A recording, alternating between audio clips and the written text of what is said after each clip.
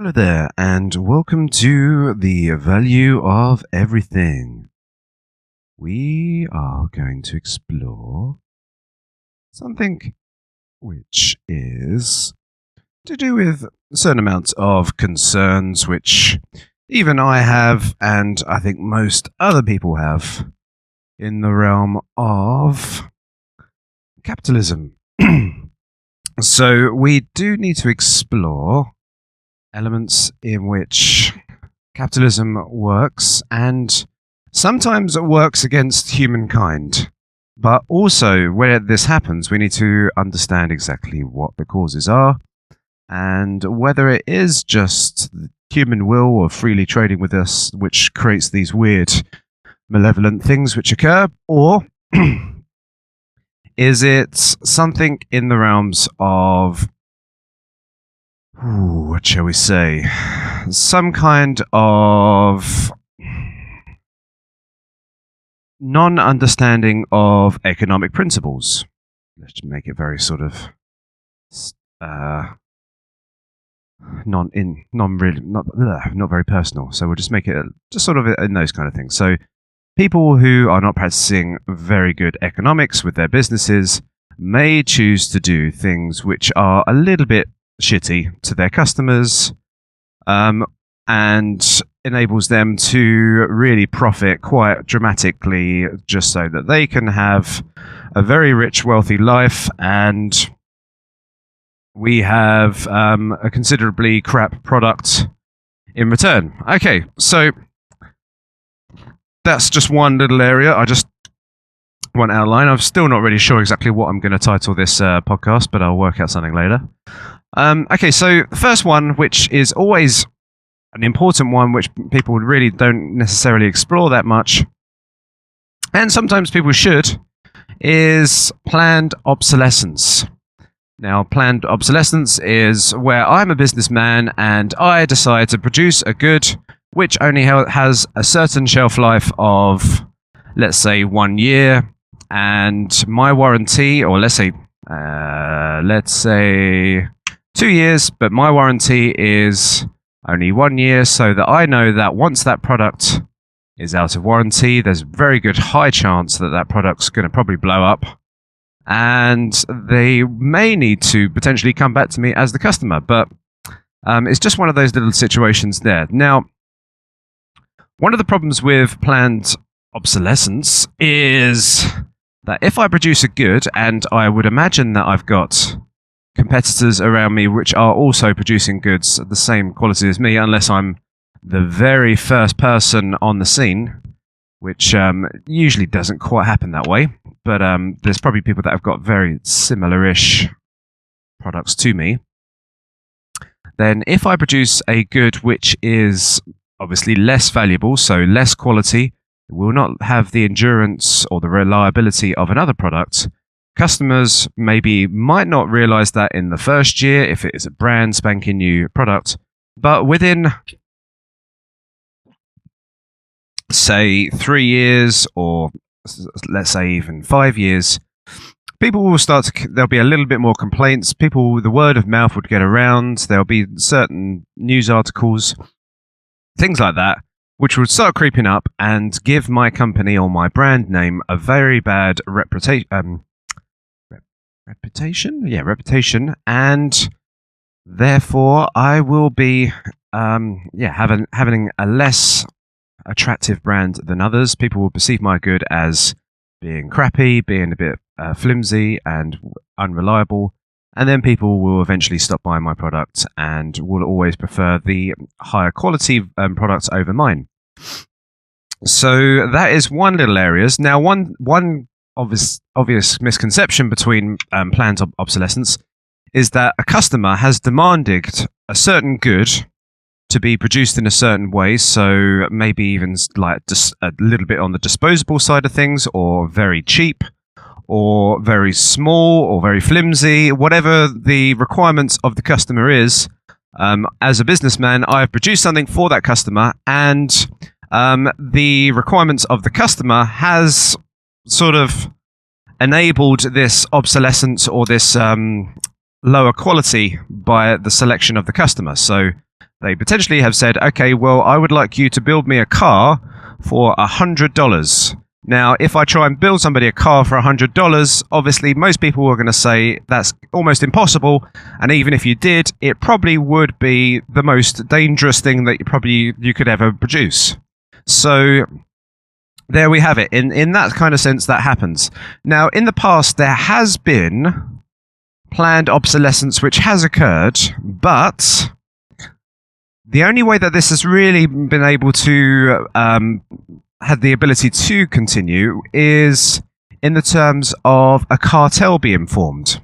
So in Germany, there was a light bulb cartel, and they did plan obsolescence to a certain time in the future. So they said, your light bulb should only last, okay, so many hours. Let's say an average light bulb should last, I'm just plotting numbers out of the air, 10,000 hours. And but instead, all of our light bulbs, we're coming together as businessmen, should last no longer than 1,000 hours. I'm sure probably they'll have to last maybe 10,000 hours or whatever the numbers are. Let's just say 1,000 hours. That would be a very short life light bulb, I think it was.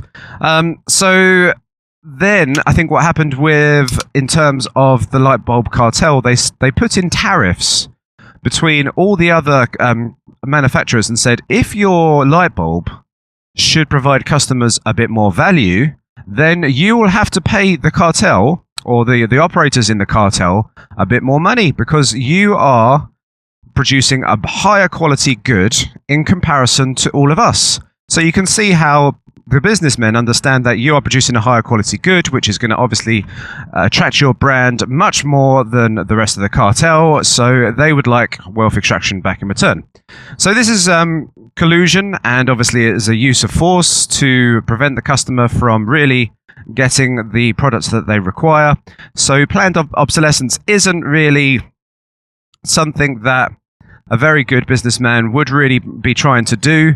It's there is some other little things that I will try and explore in a second, but that one is, in general terms, a little bit of an impossible task to master. But if you maybe,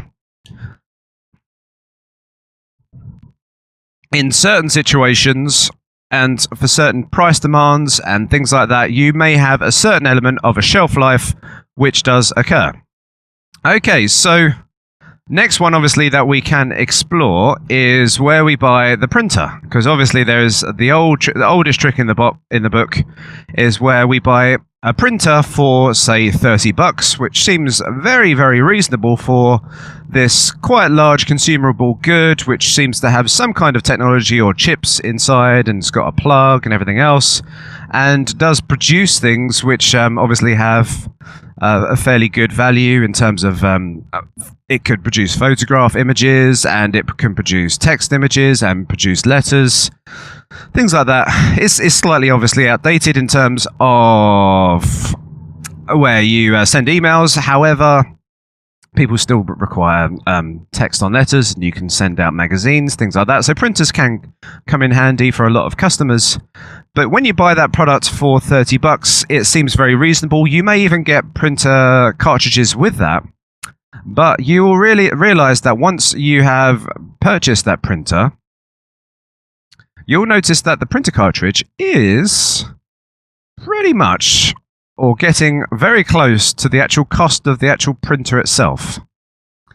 Now, this is what we potentially could see. There's probably a very good word for this, but you are slightly committed in the sense that you have purchased this good, and they have a certain monopoly now in terms of the products that you can only purchase are specifically designed for that printer.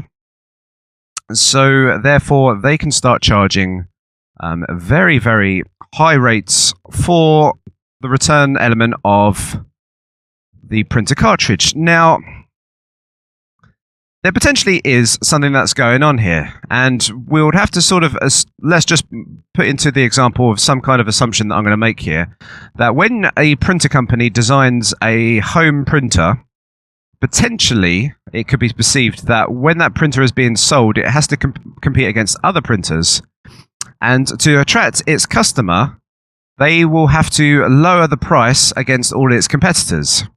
So maybe they are selling to you that printer at cost price, or even maybe less than cost price itself.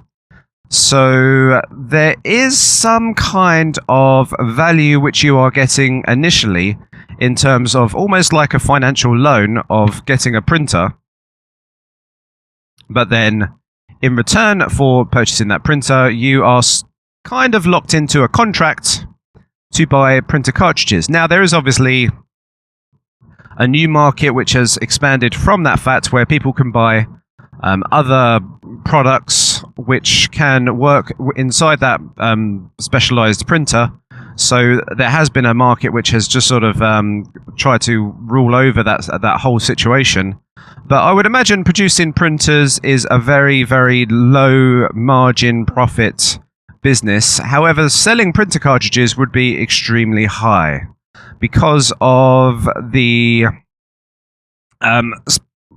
specialization of the products that you required and the commitment that you have jumped into that product. So now I have seen also, so this is obviously a choice of the customer itself.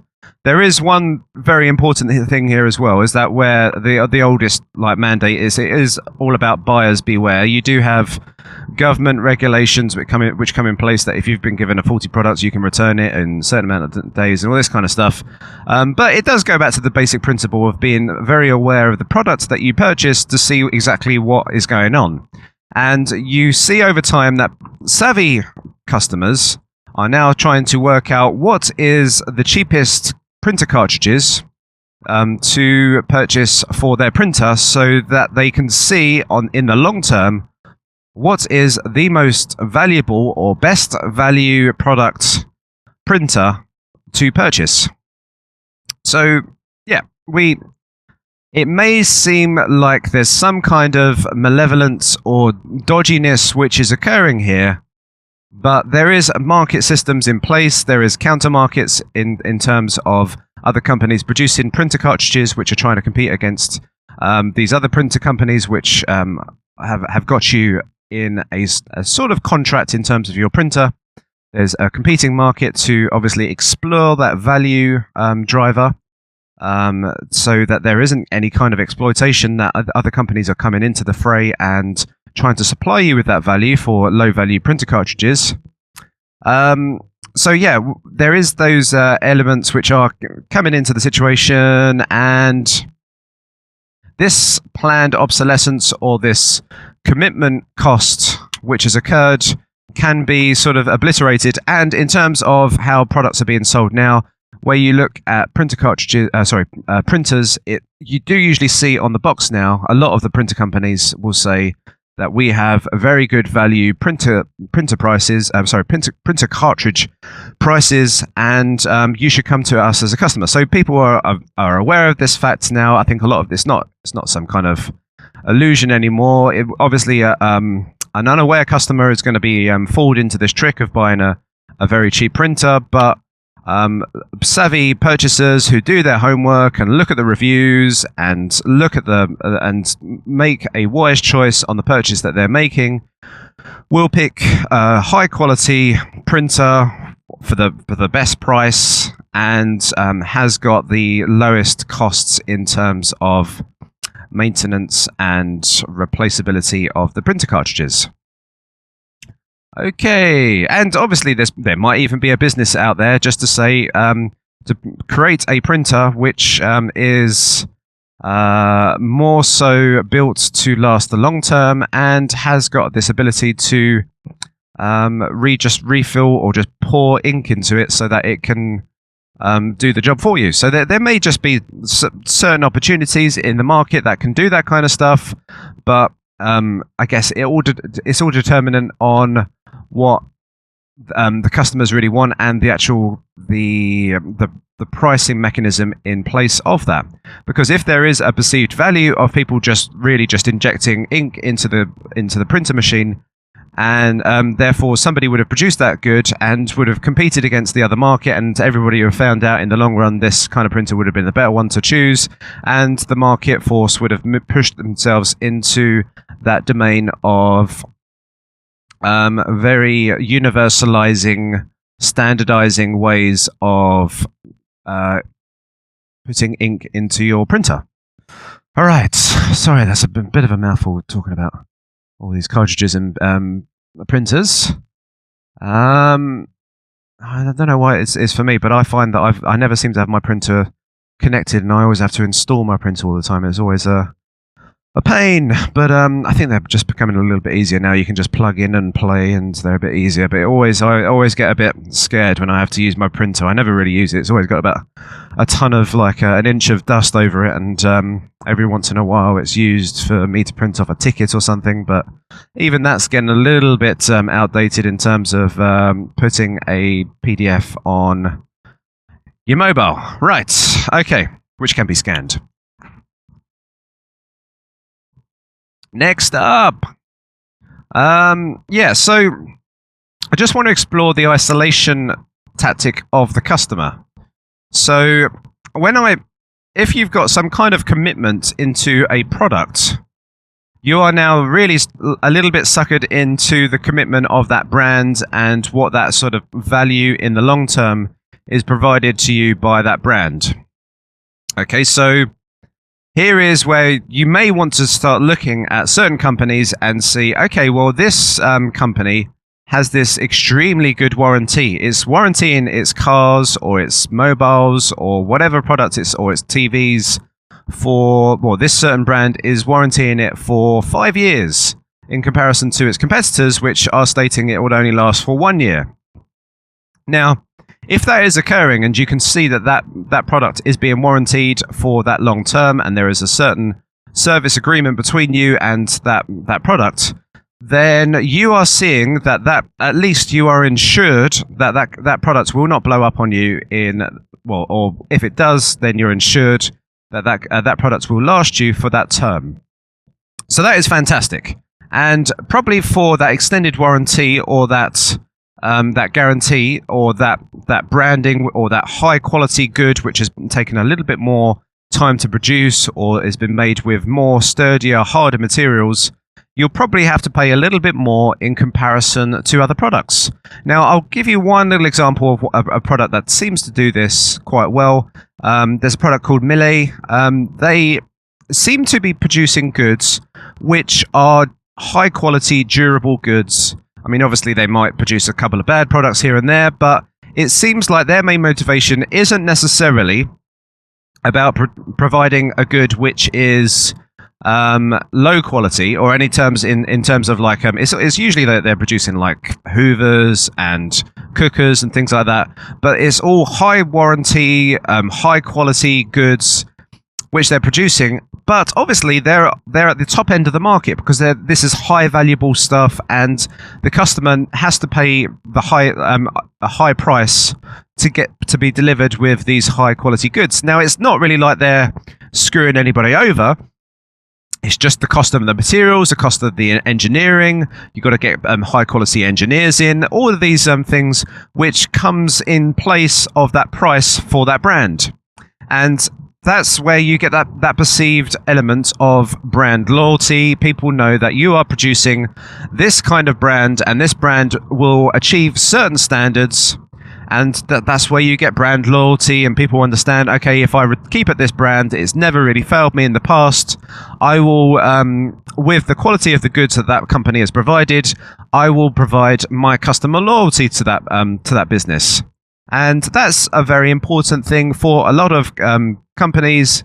And it's one of the most important aspects in trade to really have trust in your customers or the people that you are buying your products from.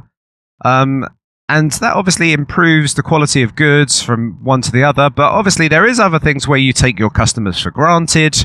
You don't innovate anymore. You just you try and make certain cost savings which hit the customer. Then the customer is the sovereign choice of what is going on. And if they find that there is less of a quality in the product that is being produced for them, then they would say, I'm not really going to keep my brand loyalty with this product anymore.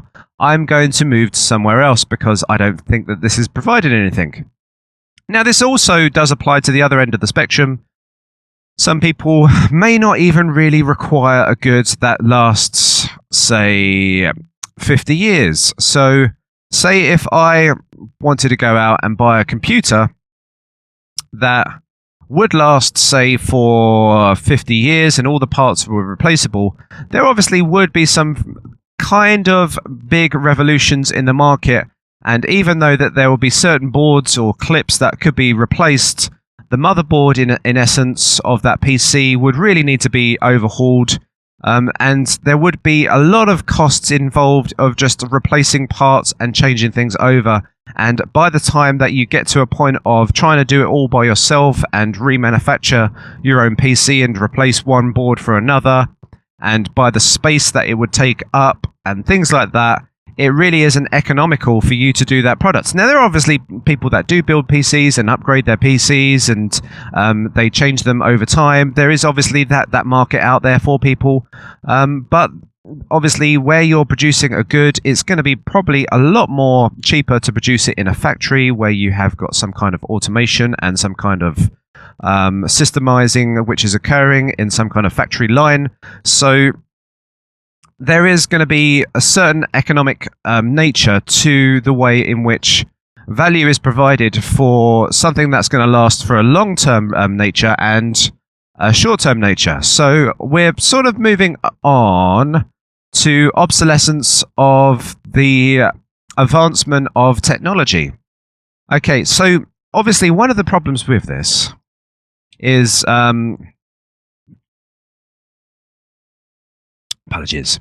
One of the reasons why we get into that sort of state where we produce a good and somebody buys it and it's really getting outdated. Say the TV is no longer the big fat TV is everyone's getting flat screens and they're high definitions.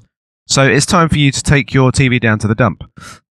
The parts, the replacements would be just too expensive, and the cost of production for this new TV is a lot cheaper. Now, there is a couple of factors which are going into the fray here, which we sort of not quite look at, but I will sort of go into it just briefly here, is that we do have an inflating economic situation whereby basically the monetary system is generally being expanded all the time. So there's quantitative easing, there is low interest rates, so there's very low rates of loans that can be attained in the market. There is obviously with the expansion of money supply, people are finding that the money that is in their pocket is going to be worth less tomorrow, so it is better to purchase something today. So that gives us some kind of idea to just buy now, and then have these products on our doors. And obviously that gives incentive drivers for businessmen to produce goods quickly as possible and turn over goods as quickly as possible. But if we had a deflationary environment where products became more, the money in your pocket became worth more tomorrow, people wouldn't spend as much, and people would be fairly conservative with the way in which they think about spending their money, because that they know that the money in their pocket is becoming more valuable, and therefore there wouldn't be any reason to purchase new goods, because it's going to be a loss of value for you in return, because you know that obviously a product does, every asset is going to dilapidate over time. It's not really, I mean, there might be some very rare examples where it improves over time, like I guess wine and stuff, but majority of the products that you purchase are going to get worse and worse over time, and if that money is increasing in value, that is just changing your motivation to spend in the moment. And potentially all the goods that you're looking at right now, you may think it's maybe better if I just replace these goods with my own little fixes, or use my little toolbox to change things around, and that completely flips over the market on its head. Rather than producing goods quickly to replace other goods, and you finding that you just might as well just buy a new thing because this money is going to be wasted anyway to nothing at all. This waste consumerism style economy you now are thinking in a conservative measure of thinking, okay, well, I might as well buy this product that's got a certain level of sustainability, so I'm not having to go out every couple of years and buying a new product, because I really like the fact that my money is becoming more and more valuable over time. Obviously, governments don't like this, because if you do have a situation where money becomes more expensive over time, they cannot make promises into the future. They cannot pay the bills that they've promised all in the future. All the pension funds, all the welfare funds, really the whole system of which the loans and the bonds issuance all start to fail based upon a non-inflationary monetary system. Now, there has been examples in the past in America where there was deflation, which had occurred for quite some time. And there wasn't really this nature of massive economic crashes or anything like that. Just people found that there was more value in their product, and there was still innovation which was occurring into the market, and people were saying, okay, how can I produce a good which provides better quality of living? There is a lot of things. Obviously, people can say, oh, it's the blame, point the finger at capitalism. That's the problem in which all of the ills lie, and we're just turning into these mega consumers who want just to buy and get everything on credit and waste and fill up the landfill as quickly as possible. You just got to look at the inflationary measure of the money supply, because that is a really humongous factor over human psychology. If you think that money in your pocket is going to be worth less tomorrow, rather than potentially saving your money and having high interest rates in the bank, and knowing that your money is going to accumulate or compound interest over time and it's going to be more valuable, then that totally flips the way in which you perceive material goods, and you start seeing material goods rather than disposable things that you throw away and use for a quick amount of time, to goods that should last you for the lifetime and be produced. And obviously the businesses that produce goods for the lifetime will become more profitable. So obviously there has probably been a lot of companies in the past who have produced goods for the lifetime. If you think back into the 1950s, if you think of old tools and things like that, I can remember that some of these old tools like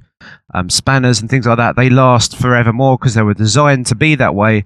However, the very quick turnover of factory goods, which are less on the quality and more about consumerism and purchase in the now, and the disposability nature of these purchases, then obviously that changes the way that everything is being produced, and we do have this culture of rebranding. Now, okay, so I think I've shielded capitalism a little bit here, and I've just started to point the finger over at the government more so than just looking at capitalism itself.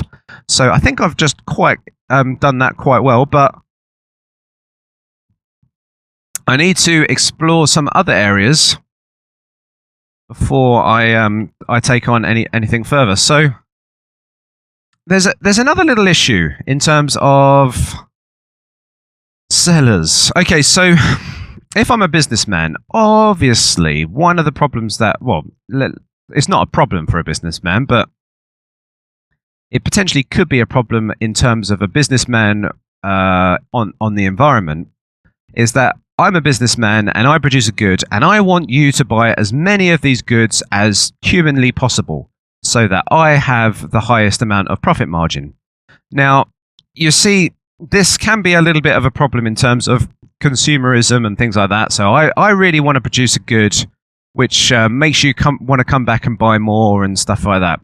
So there is this little bit of a tit-for-tat sort of situation. If I start producing you a good which is getting very rapidly outdated, or just non-fashionable because of human psyche to say, okay, this is the new color which is in fashion, and I've produced you this good in this color, and then it all of a sudden becomes less fashionable the next month, and then you come back to me again and say, it's time for me to get a new color now. It's really getting out of fashion. Well, I'm really doing quite successfully well because I've got you in that psychological paradigm of thinking, that's good. Getting outdated, and it's time to come back for more. And maybe I have pleasured you in that moment. Now you're going to hear what I'm getting onto in a bit here.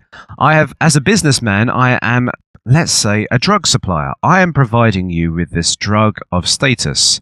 I'm providing you this drug which is keeping you up with the Joneses and being in vogue and being very materialistically high up in the hierarchy of being this well-presented social being who is really climbed up the ranks and is in fashion or in vogue as much as possible. So here we come to the thing. Yeah, it is. I am like supplying a drug to you, which is very pleasurable for the moment. Okay, and it has an incredible amount of waste.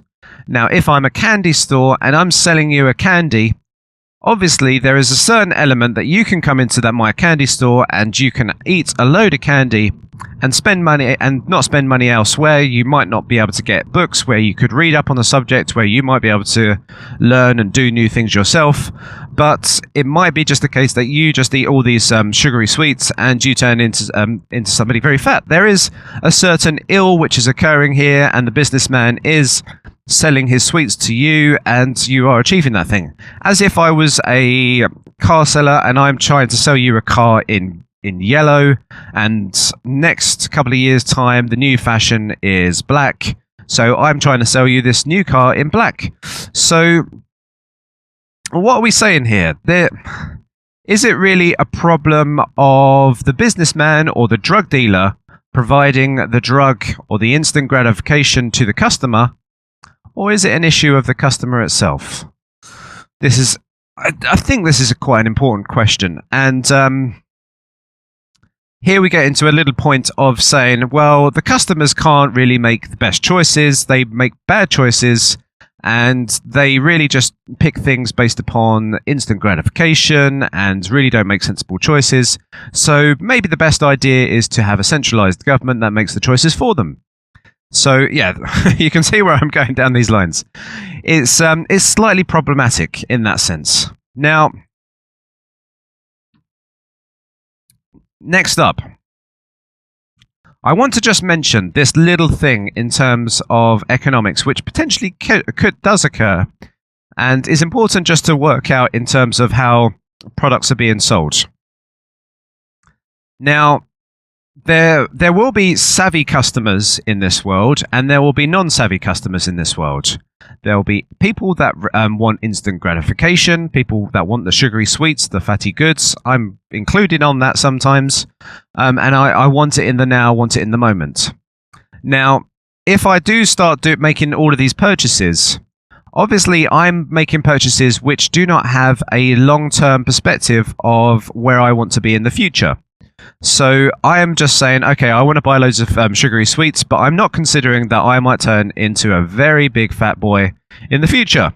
So the problem here is that we will have a situation where over time, people that are going to make purchases which are buying low quality or low value goods, which are not looking at the long-term quality of the good, they will have to go back to the businessman and purchase another good.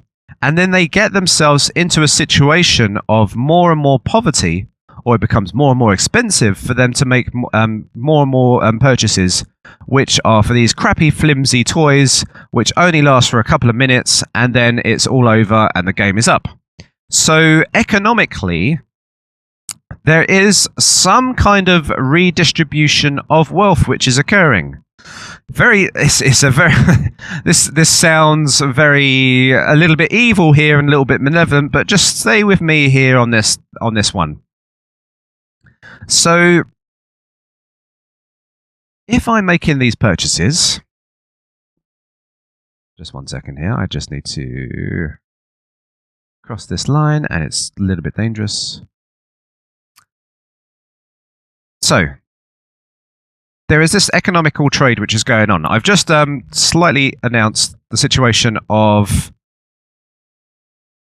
people who are making purchases which are impoverishing themselves over time.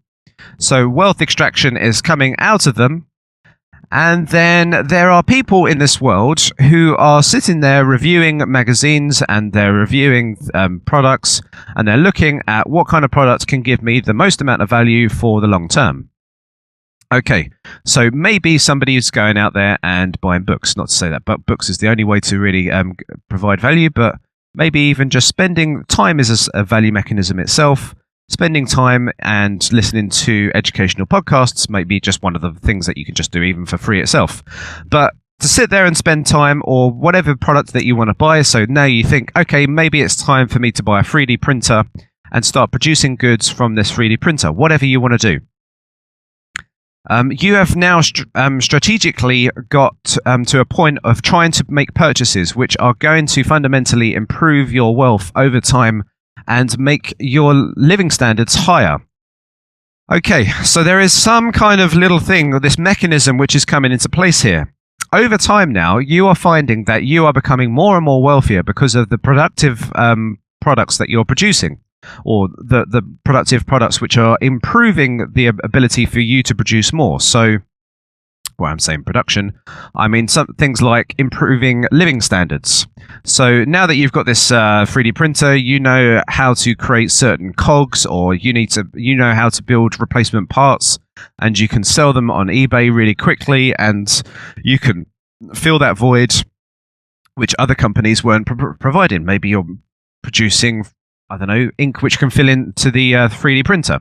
So you are now providing services which are creating more value for other customers.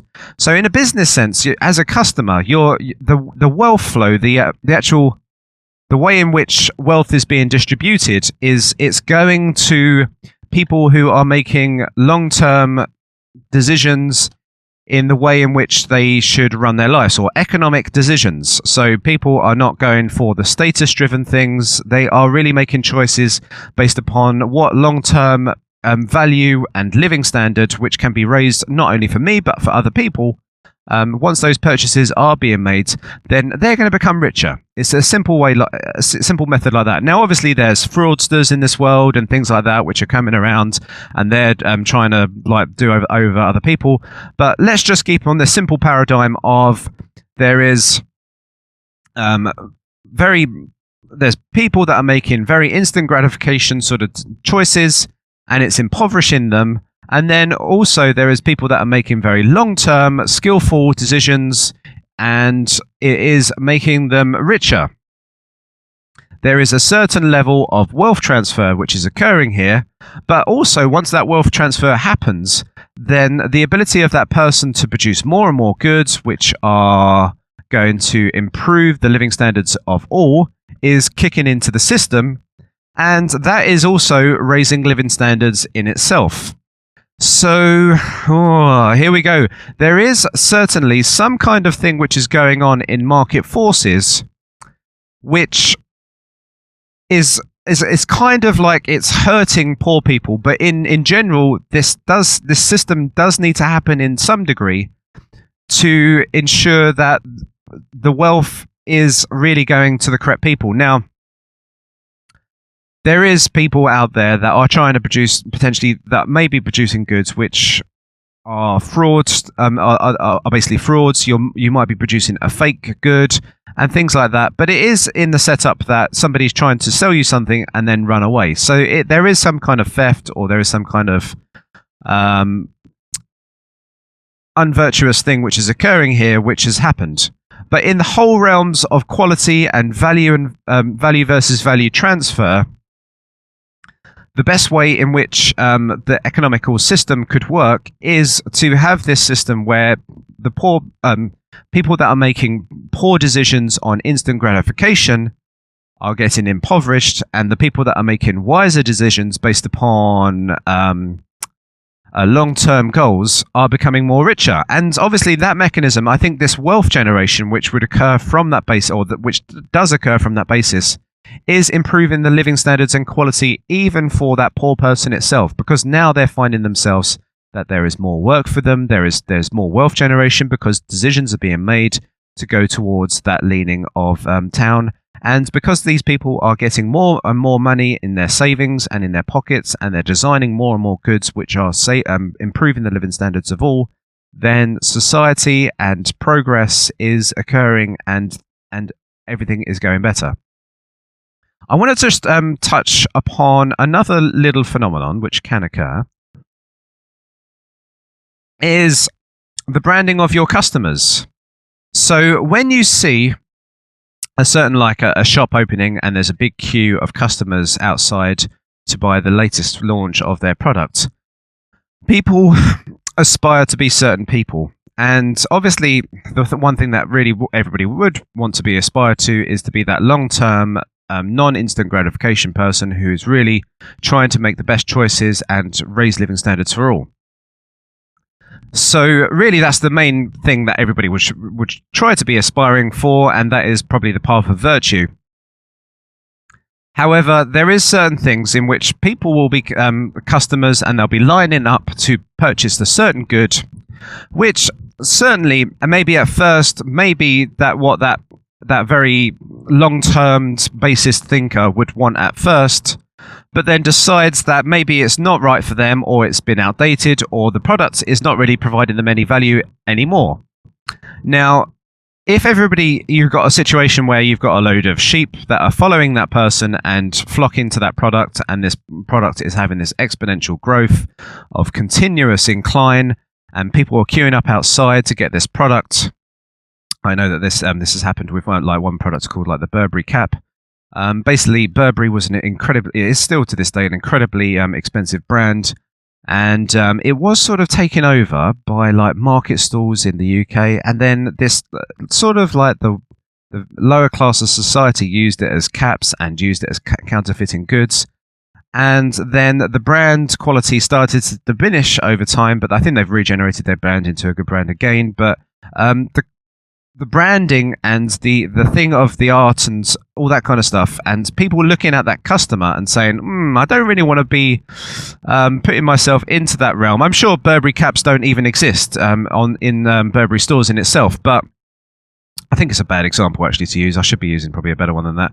But let's just say people are queuing up outside. They're seeing this madness of consumerism where people are trying to get this product which just seems to not be very valuable. Then the other people that are looking in long-term perspective and just seeing that people are really having brand loyalty for some kind of mad reason, then people are going to be de-incentivized by the customer base. The people that are going into that store, I guess there's a good example of going to a club. People really want to go to the most fashionable, coolest club, but then once everybody gets an idea that's the coolest fashionable club, then all the non-trendsetters go there, and all the traditional people go there, and then it's no longer this really cool and trendy place, and everyone's looking at the customer base and going, I don't really want to go here anymore. Where all the trendies have gone, and then they're following that suit. So, and then the trendies try and spot out the most quirkiest, the most interesting place, and then it goes on from that point to the other, or the club that provides the most value in a lot of terms. So there is a certain potential and a good thing of the customer itself. People raise flags to say, okay, this is the way that you can choose to live, and this is where it gets you. And you can be this impoverished person who queues up outside a store for which has a certain level of brand loyalty, but then the good is no longer providing you any kind of good value anymore. And then people just no longer go to that place anymore and purchase that product. And it has this word of mouth outreach to really downgrade that product, and until it's becoming potentially unfashionable to continue purchasing that product. So little bit of nature of market and psychology there, which can be sort of useful to just think in terms of how things work. Okay, now one other thing to mention is that where there is products and stuff like that, it does help to have standardization. If you really want to improve the customer base and you want to produce and sell as many items as possible, you really want your competitors to have a standardizing measure in which you all use. So you really want to have a power plug which everybody else uses, so that you have everybody else producing loads of goods on that same PowerPoint, and then a customer comes along and goes, oh yeah, I've got that PowerPoint, I can produce that, I can buy that good and use it at home itself. So there is a market force and there is an incentive measure against these factors where companies do try and put in place like certain ports and certain screws which prevent you from doing this measure. There is a market force and the customer drive of standardization. People want a product which does have a universal measure. And there is a quality basis behind that, and people do want that product. I know one of the things that I always found a little bit frustrating sometimes is that I couldn't find a mobile phone which could have an SD storage in it. There was one time there was a few mobiles which were being released which didn't have a micro SD card independent storage on it, because I think they were thinking the market, they were dictating to the market, they said everything's going to be on cloud storage. Well, it doesn't quite work out like that when I live in a country where you have to pay for internet data and stuff like that, which is a little bit annoying. So, yeah, so it's just a certain situation where you may think that you understand the market and you may want to think that this is how the market works, but then the nature of customer demand will dictate to you, okay, right, this product is no longer selling as well as other products. I need to work to standardize against all of these other things. Now, obviously, the mobile phone market has exploded over time, and pretty much most of the products, depending on how much money you're spending, are quite similar to each other. They've all got a touch screen, which works fairly similar. They can all browse the internet. They can all make phone calls. It's a fairly standardized measure. Maybe the electronic points are non-standardized, but you do have like the micro SD thing, which will connect to most mobiles. Maybe not the Apple, but yeah, you do have all of these situations which do occur. Now, that is important to think, because everyone thinks, okay, businessmen are malevolent, they're trying to really do me out of money, and they're trying to create something which is really non-replaceable, disposable, and all the parts are hard to replace. It's not quite like as what you seem, and yeah, there is a incentive for me to produce products which have all the adaptation cables as my competitors, so a standardizing measure. So, yeah, that's just a very important factor to think about. What other things can we think about in terms of? Yeah, so let's just think of some other little pointers that I've just made. Okay, so there is an element in terms of cost of resale versus disposal. This is a value measure which may be happening in terms of businesses. So waste can occur in terms of capitalism, because they start to realize that if we try to sell these goods, if I pay somebody to start selling this onto the marketplace, then it's going to cost me more money than to actually get rid of these goods at all. So really this business is in itself a little bit not very economic in itself. So you've got to sort of think to itself, why is it doing so well in itself if it's not really being economical with its products? So there is some kind of inclination there that business has got some elements, or that some good chances to where it might have a little bit of a chance of failure over than a smaller company which will be using its resources much more efficiently. So that's just one little thing.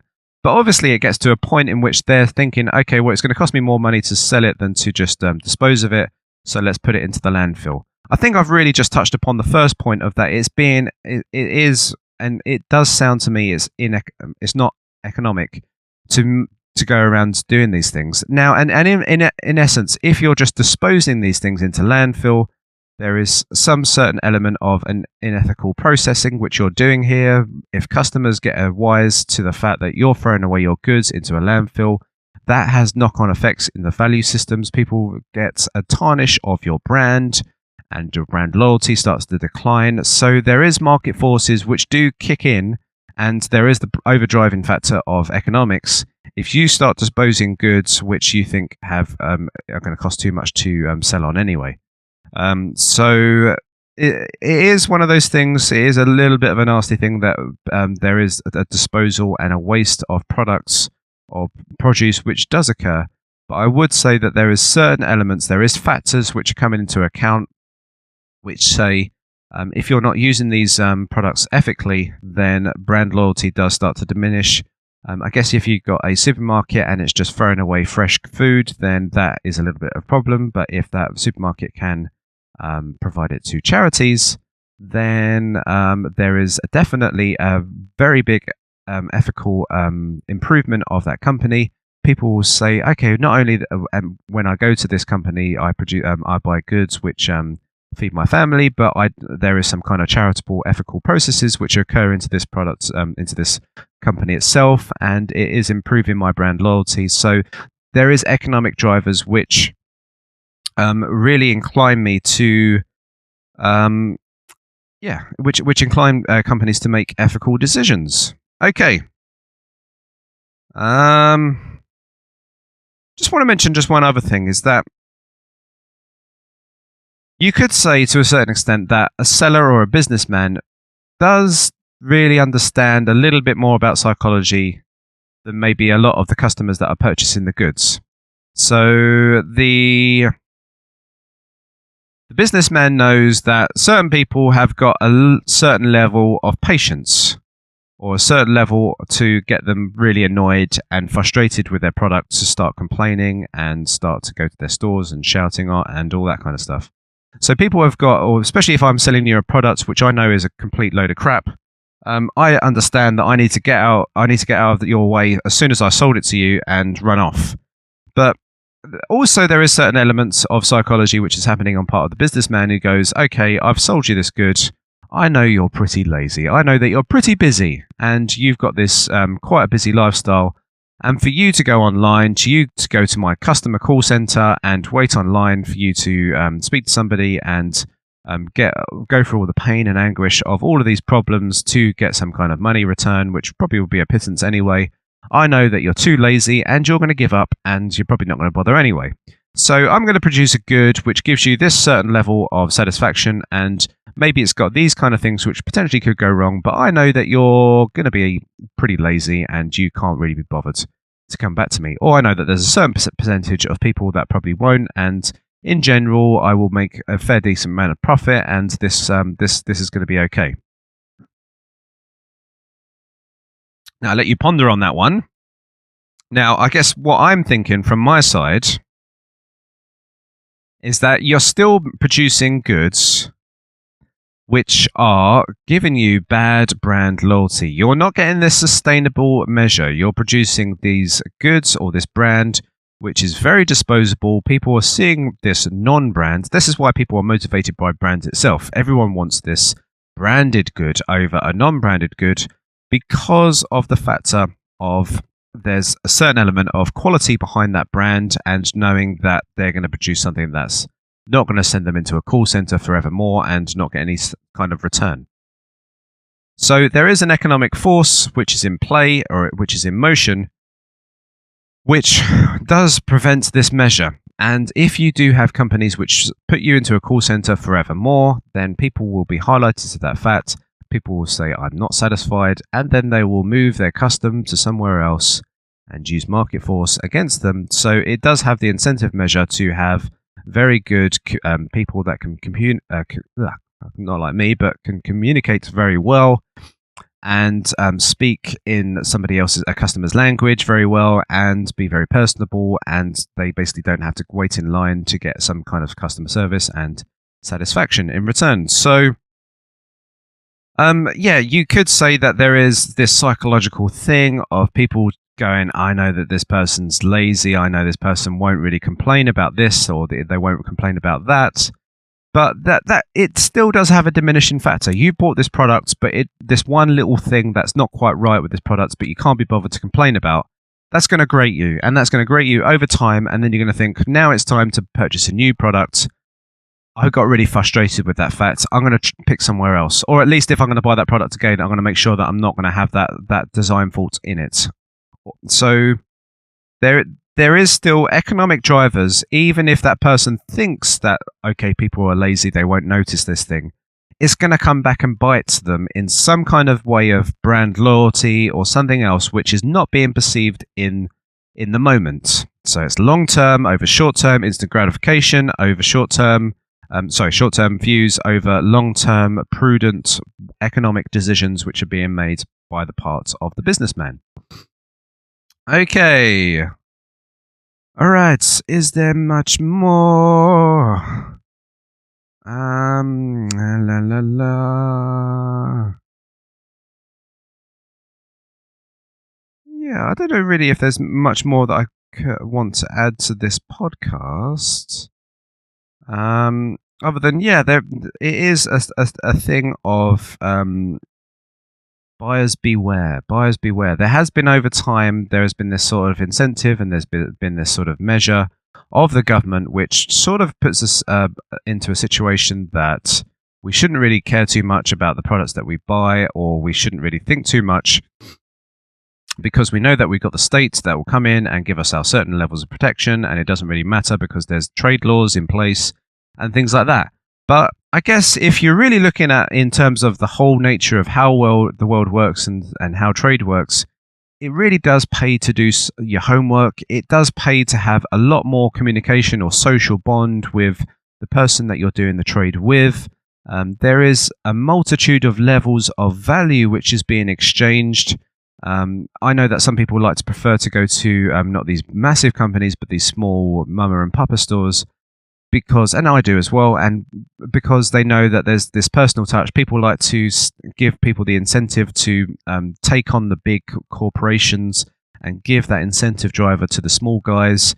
So it does pay to sort of and there is a certain element of pleasure in trading. I know that a lot of people think that it's kind of annoying to try and bid and things like that. But there is a massive technical thing of knowledge and negotiation and everything else which goes into having just a conversation. It does get the heart racing. I think it's a very pleasurable thing when you start bidding for things and really try and negotiate for things for value. And you do sort of, once you do make a trade and there is the one exchange of money for the exchange of that valuable good, and it's all gone through and you're satisfied with the product, there is this really good feeling of that you have improved your life and they have improved their life and you have created a better society for all.